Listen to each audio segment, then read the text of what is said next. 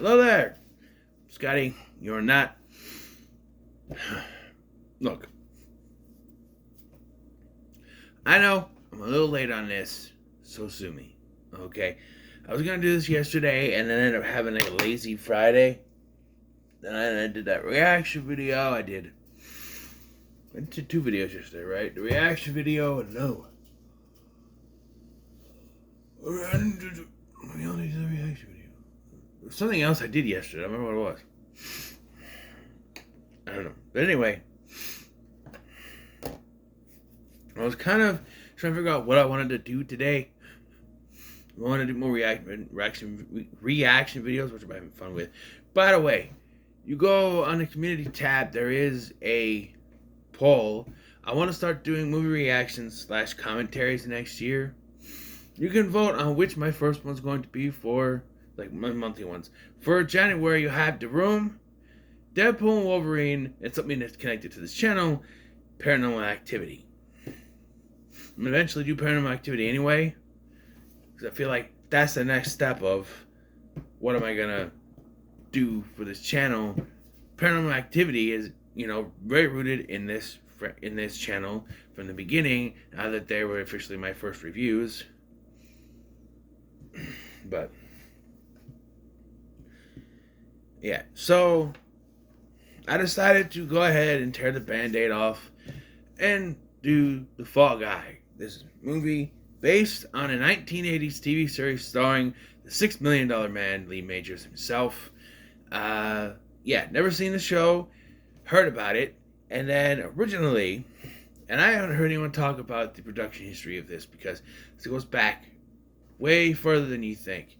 Originally, way back in the 2000s, we can say that now, in the early to mid 2000s, when WWE was producing films, they still do, but it's not as much. They were going to produce their own version of The Fall Guy, starring The Rock. Yeah, imagine that clusterfuck.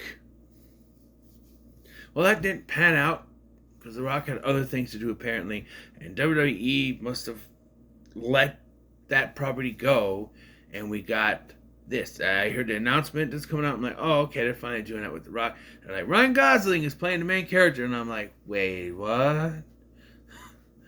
The Rock was supposed to be in this. I'm fine that The Rock is not in this because The Rock is very similar to Tom Cruise, or when he joins a production, he doesn't just join as an actor and is in the movie. No, he has to take it over and make it his own thing, which is why his stint in the DCEU did not work, because he came in and all of a sudden he started trying to take that over. Like, no, we're not doing that. We're going to do it my way, and I want to fight Superman. Shazam, I don't want to fight Shazam. I want to fight Superman, which is not the direction they should have went in, but that's where they were going.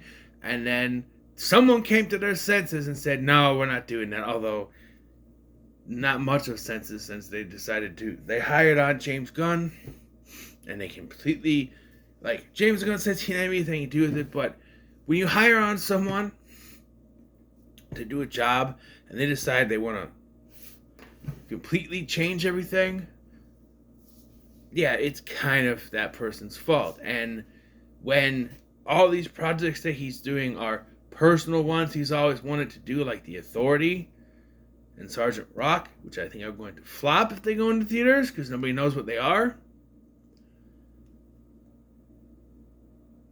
Yeah, it pretty much, he's doing this personal thing, which you can't blame someone because, I would be on the side of keeping Henry Cavill. But anyway, back to this movie. I got talking about The Rock and I got sidetracked. Happens. So this movie tells the story of Colt Seaver, a stuntman who ends up in an accident where he breaks his back, hurts his back. He couldn't have broken his back, he'd be in a wheelchair. Well, he injures his back, apparently. 18 months later, he is asked to come work on this movie for his ex-girlfriend, and ends up in this sort of espionage spy case trying to find the lead actor, played by Aaron Taylor Johnson, who has gone missing, and it kind of devolves into other things. Yeah. I'm sorry. I need to blow my nose. It's bugging me.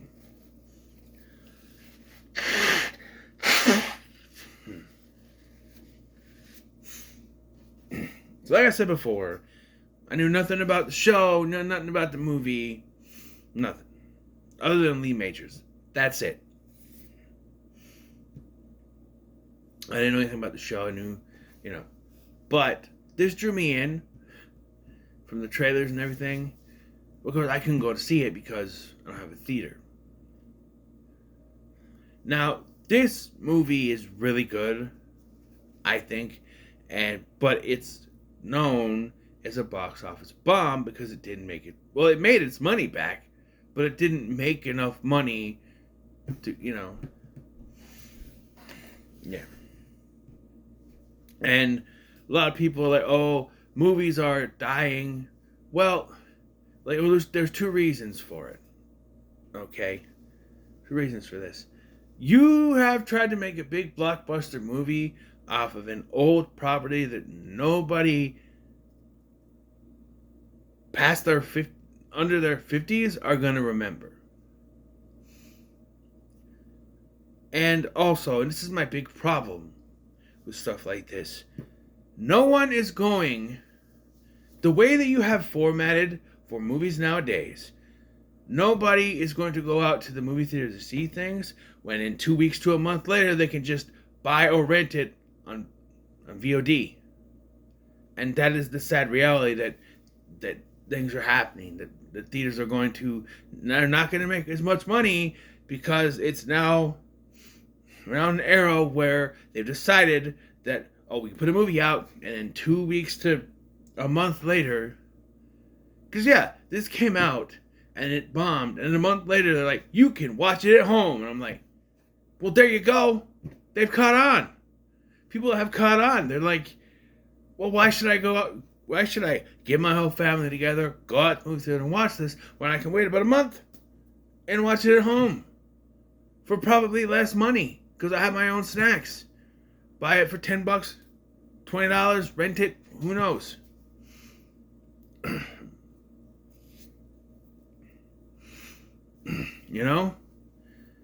That's the issue with movies nowadays, is that people have caught on to this, it's just going to be on VOD a couple weeks to a month later, so why even bother? Right? So, this movie. By the way, by the time you're done watching this movie, I Was Made for Loving You by Kiss is going to be stuck in your head, because that is like the unofficial theme song for this movie. Every time something gets going with Colt, you hear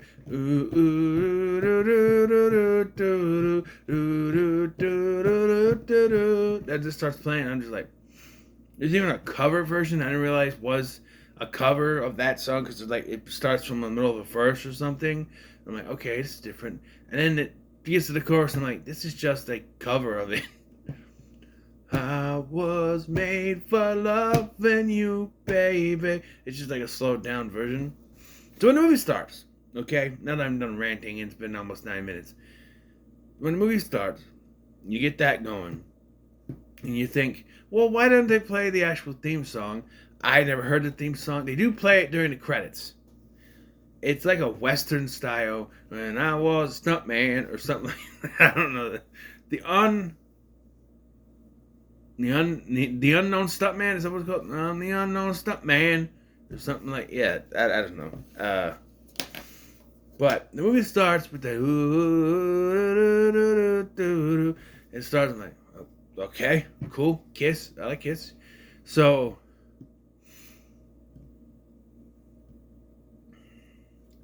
starts Ryan Gosling, he's doing this stunt. He's setting up. They set up that he is the stuntman for Aaron Taylor Johnson's Tom. And they need to have him come back out and do one more stunt. And the way they build up to this, I figured out right away something's going to go wrong.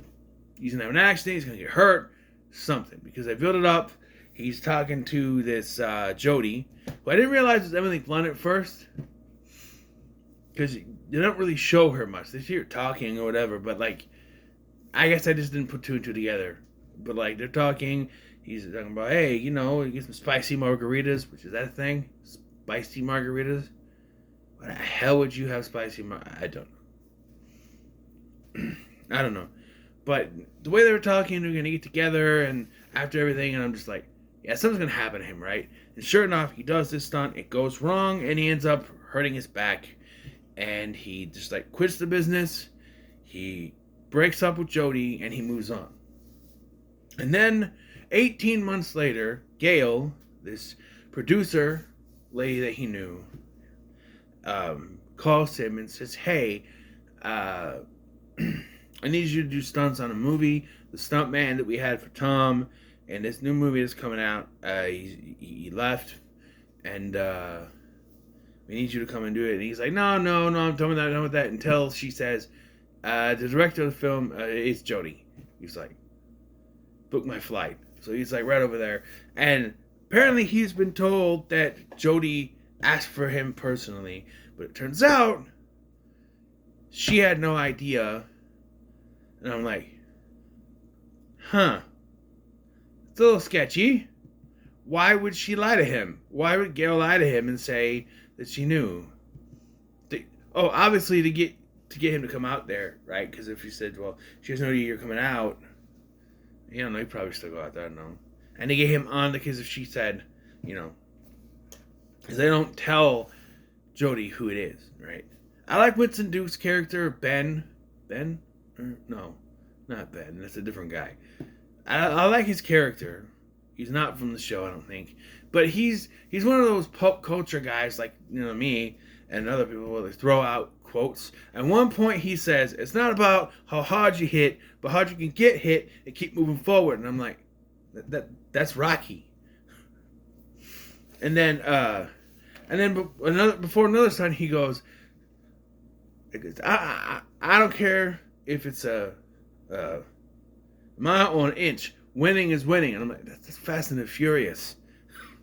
He's quoting things. By the way, Fast and the Furious available now from Universal Home Video. It's a Universal movie.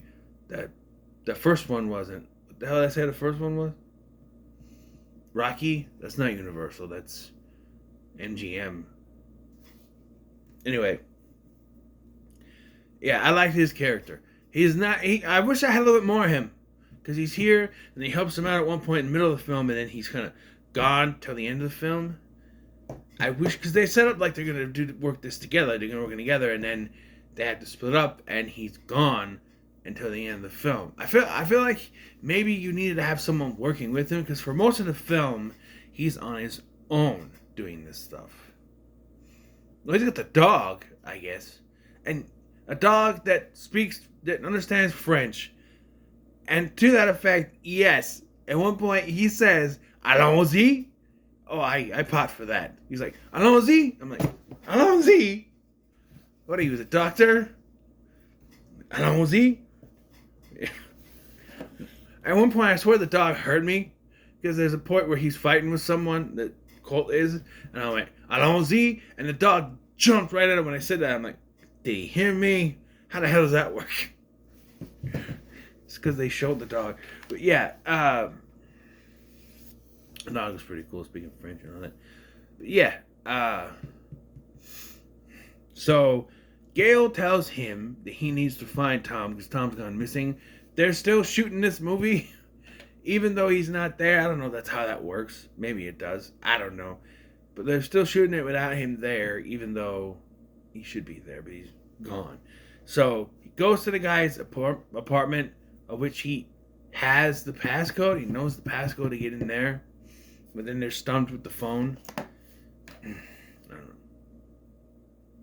He gets in and we meet his girlfriend, Iggy, played by Teresa Palmer. And this is one of the biggest throwaway characters. Because she doesn't really do anything. They have a fight scene here.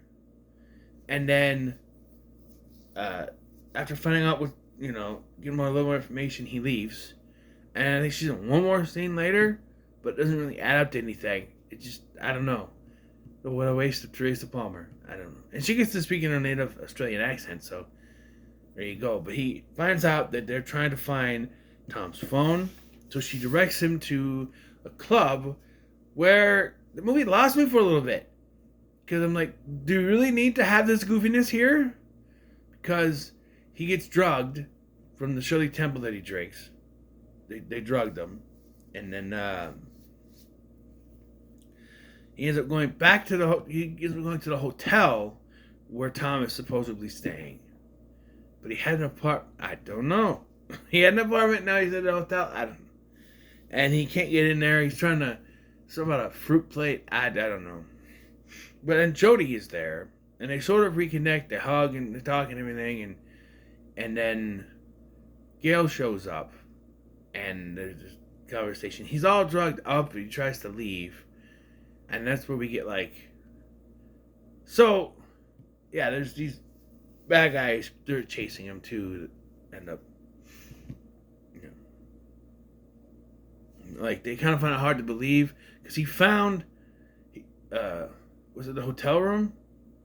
He finds a dead body in there. And he tries to tell them, but they don't leave him because he was all messed up on the drugs, which you gotta believe was done on purpose here. And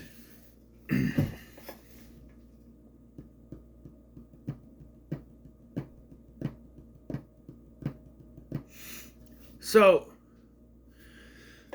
at this point, he's still trying to figure out where Tom is, and he's still doing stunts on the side and everything.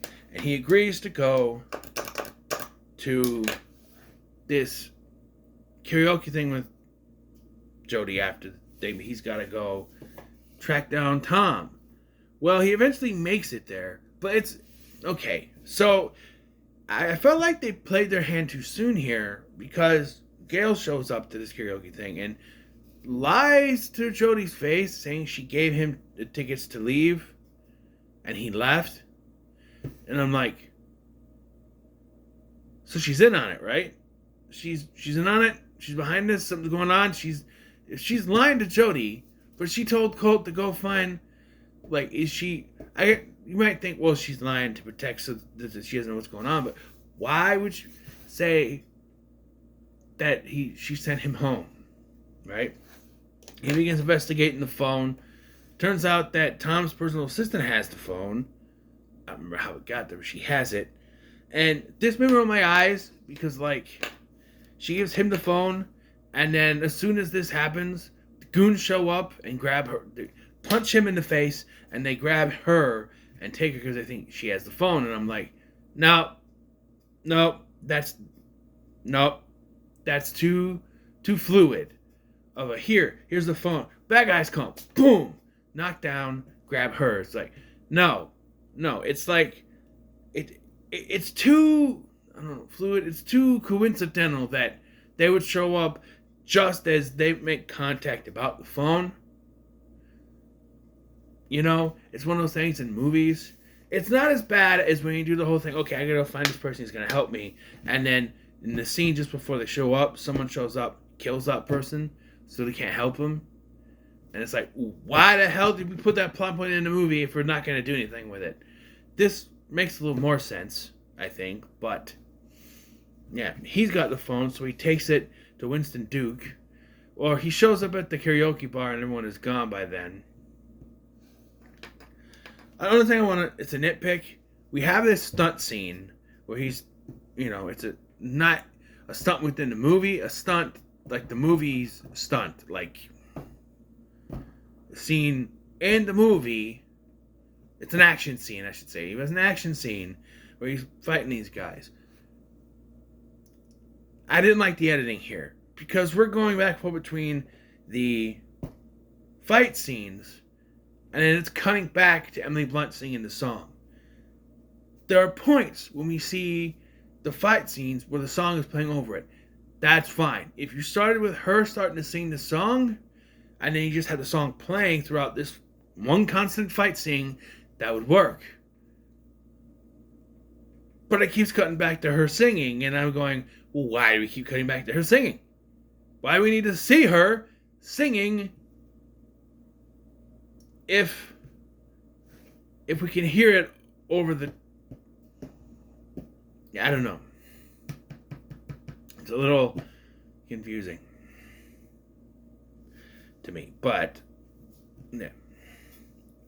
So eventually he gets to the bar, but everyone's gone, and he talks to Winston Duke, and this is where they coordinate the phone. They go to Tom's apartment where they figured out the phone, and they find out that there's a video on Tom's phone of him accidentally killing his new stuntman.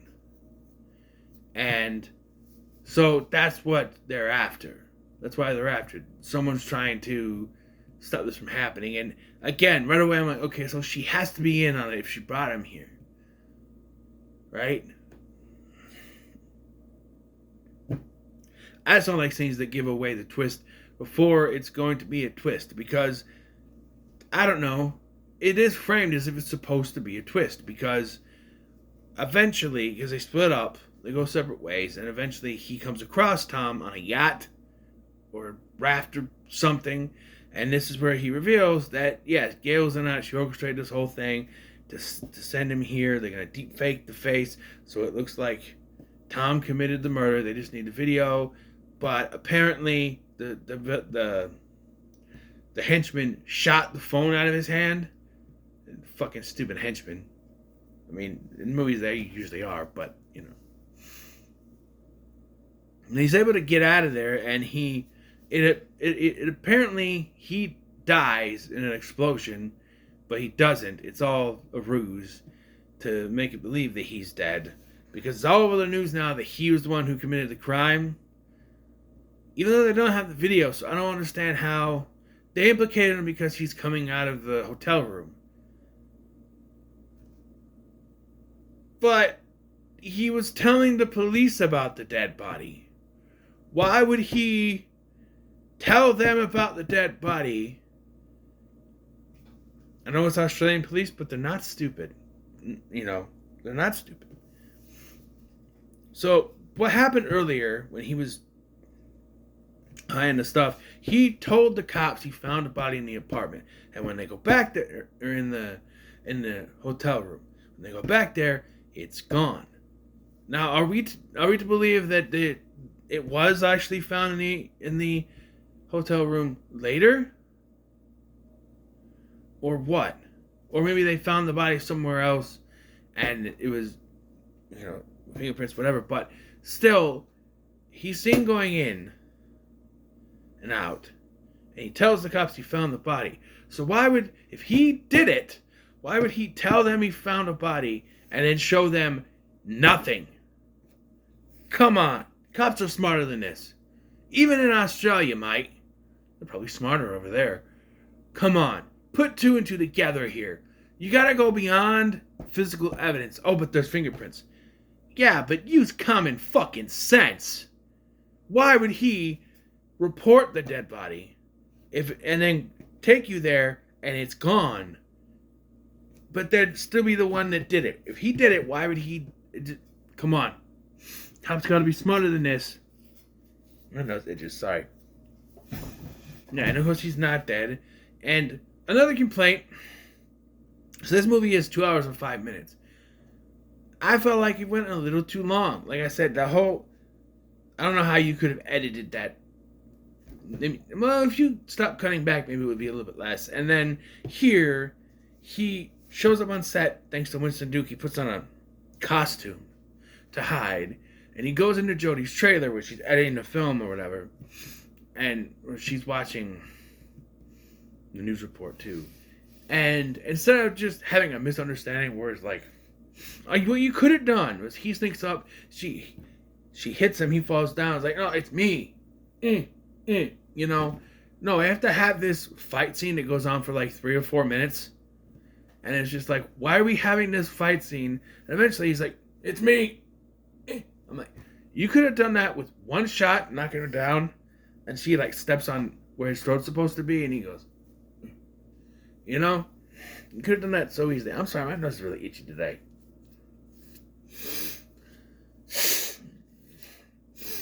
And the booger in there that wants out.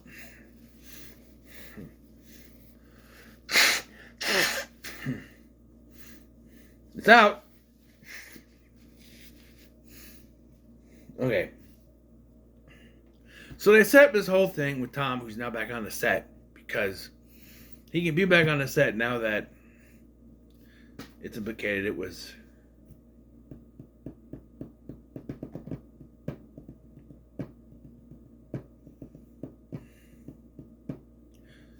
Colt. I forgot his name for a second.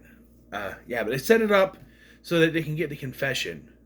And yeah, Aaron Taylor Johnson is right. I forgot what he said it was, but yeah, but then he's like, oh, because it'll be okay because he's wearing the wire. Aaron Taylor Johnson's wearing it. Tom's wearing it. And I'm just like, is that how that works? Entrapment. They say it's entrapment. But cops use wires to get people to confess anyway. I've seen it in many movies and TV shows. So why would it matter this time? Yeah. But yeah, they succeed. Tom and his and Gail both get arrested, and they recast the role with Jason Momoa. Only problem I have with that is, how the hell is Ryan Gosling going to be a stunt double for Jason Momoa? Jason Momoa is a Hawaiian man, and Ryan Gosling is Canadian. So I don't know how that works, but I don't know. Yeah, they had a big movie premiere. You hear the theme song. No, not yet. You hear everything is, okay, and they get back together. So of course you knew that was going to happen, but yeah. I do have another complaint. Is that I don't know. I wasn't really into the love interest thing. Like it worked, but not as well as I think they hoped it would. Because it's like, one, they don't do enough with it. They do a little bit. There's like that one thing with the karaoke, and then they kind of forget about it until he shows up in that costume, and then they bring it back, and it's like, and then they get back together at the end. Okay, that's good. They got together, sure, but I don't know. Yeah, and then we get, look, sometimes credit scenes, you don't need them. You don't need them, because we get mid-credits stunt work scenes set to the theme song from the TV show. That's cool, but then there's a post-credit scene which says previously on The Fall Guy that should have been in the movie earlier, but they cut it and put it here for some reason. It's where Tom and Gail get arrested, and the arresting officers are Lee Majors and Heather Thomas from the original show. Which I laughed a little bit. I'm like, huh? Yeah. I'm like, who's the woman? Is that someone important? And I looked it up. It is. It's Heather Thomas. She was the co-lead. She was the original Jodie, I guess. Who was on the show a stunt woman.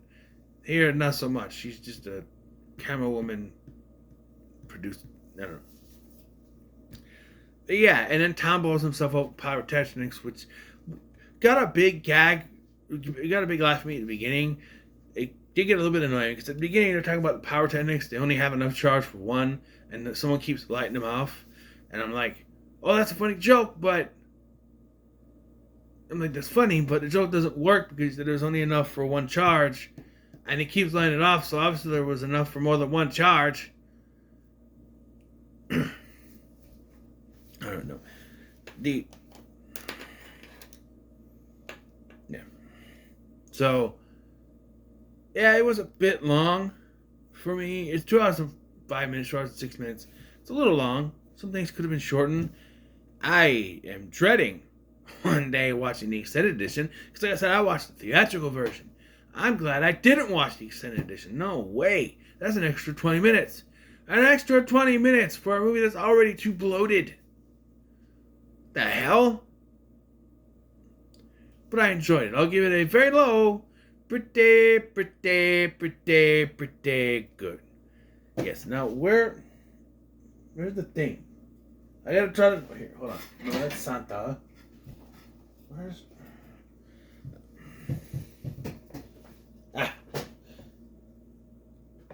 And you jump up on the table and go, there you are. There it is. Thank you. You're welcome. Shake it. Find out what the next movie is going to be. 'Cause I was made for choosing you, baby. You were made for choosing me. There's two. Not looking. Just dropping one. There we go. Alright. Monkey Man. Monkey Man!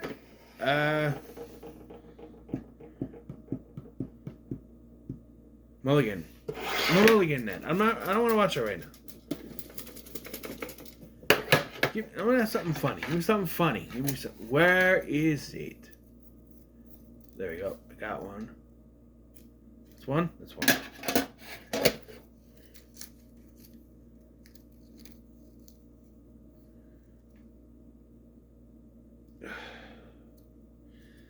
I was afraid I was going to get that. I don't want to watch Sympathy for the Devil right now. And honestly, I don't really need to do the 2023 ones. Just ones from this year. But then again, I have to do this one. I have one more mulligan, but I have to do this one because I just...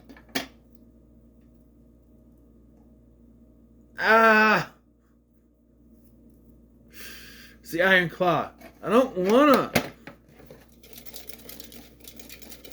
Damn it. What is this one? You know what? It's giving me shit. Alright? That I don't want to do. So you know what?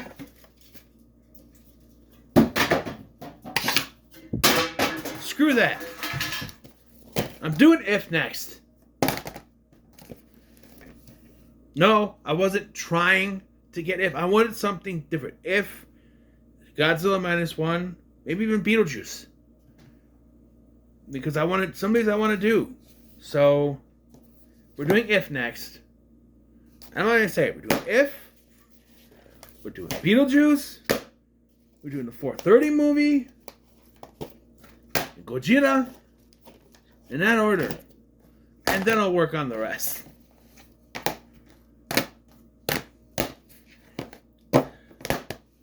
But that's not the next video I'm doing, unfortunately.